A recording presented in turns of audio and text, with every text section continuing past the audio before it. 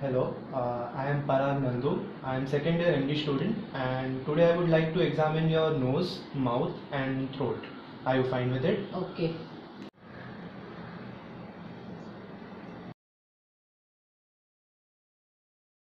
Okay, so let's start the examination.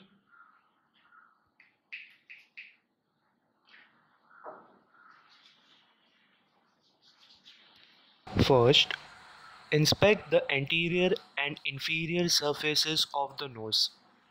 Note for any asymmetry or deformity.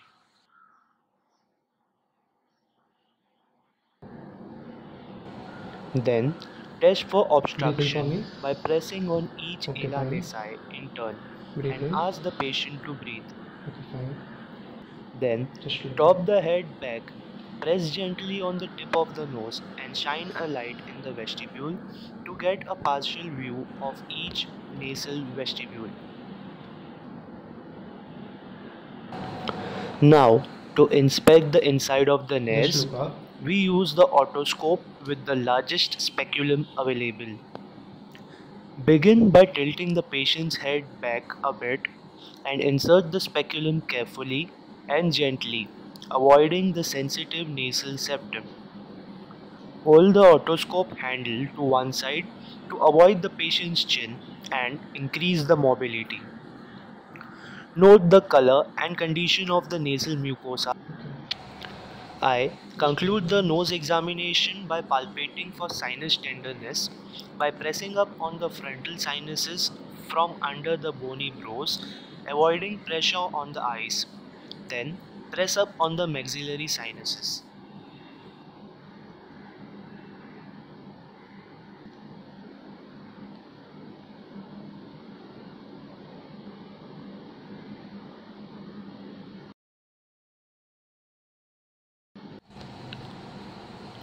Before examining the mouth, ask the patient to remove lipstick or denture if any.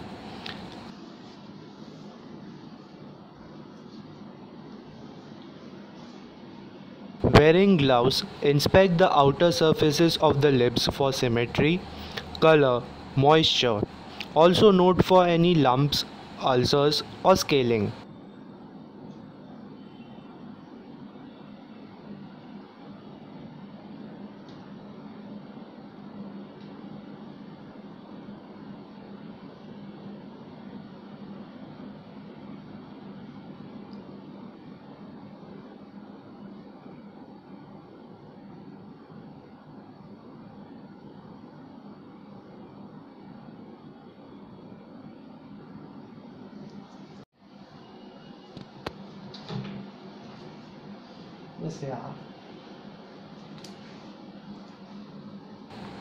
With good lighting and the help of a tongue blade, inspect the oral mucosa for color and ulcers. Note the color of the gums, inspect the gum margins and the interdental papillae for swelling or ulceration.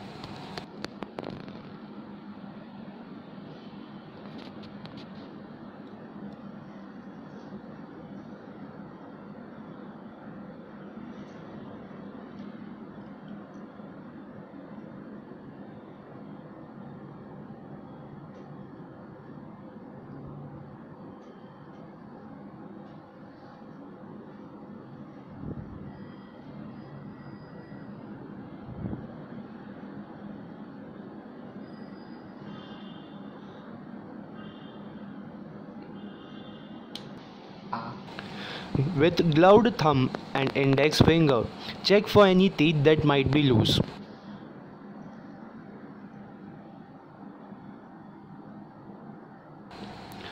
Next, check for color and architecture of the hard palate. As the patient says ah or yawns, note the movement of the soft palate and uvula. The soft palate must rise symmetrically and the uvula should stay in the midline. Use the tongue depressor to inspect the tonsils and pharynx and look for redness, ulceration or exudates. None should be present. Now, I continue to inspect the tongue by noting its color and symmetry. First, inspecting the dorsal surface, which is normally rough because of papillae.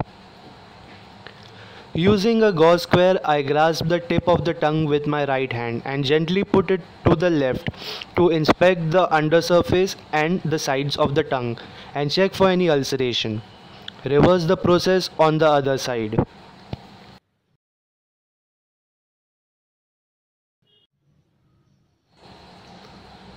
I begin the examination of the neck by noting its symmetry and any masses or scars.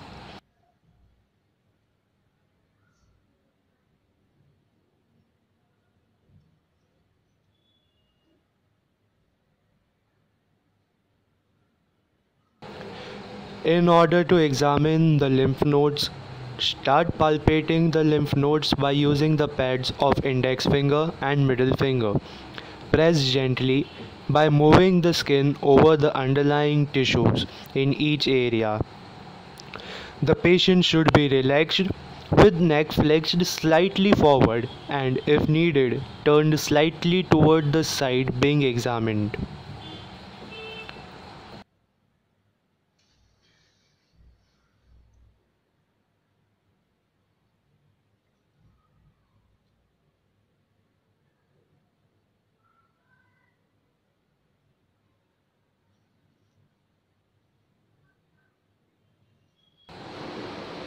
Feel for the preauricular, posterior auricular, occipital, tonsillar, submandibular, submental, superficial cervical,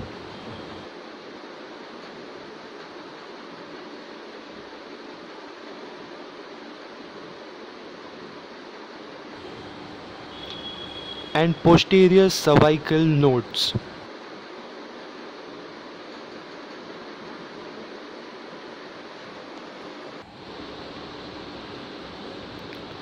Palpate the posterior cervical chain along the anterior edge of the trapezius and posterior edge of sternomastoid. Inspect the trachea for any deviation from its usual midline position. Then palpate for any deviation. Place the finger along one side of the trachea and note the space between it and the sternomastoid. Compare it with other side. The space must be symmetric. Next, for examining the thyroid, tip the patient's head behind and inspect the region below the cricoid cartilage for the gland. With tangential lighting, we can see the lower shadowing border of the thyroid gland.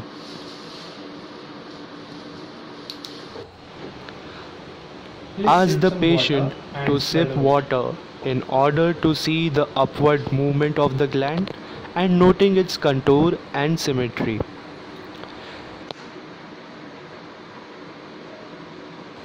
We must confirm our visual observation by palpating the thyroid gland. First, locate the isthmus, then palpate the adjacent right and left lobes as we stand facing the patient.